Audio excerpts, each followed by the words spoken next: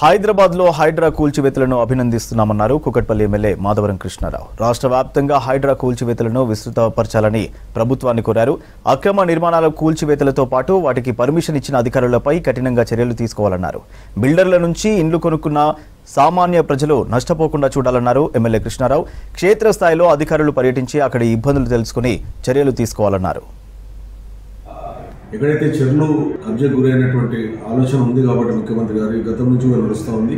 ముఖ్యమంత్రి చేసినటువంటి హైడ్రా మీరు తీసుకున్న నిర్ణయానికి నేను పూర్తిగా మద్దతు ప్రకటిస్తూ ఉన్నాను. కానీ ఇవన్నీ ఆలోచించాయి.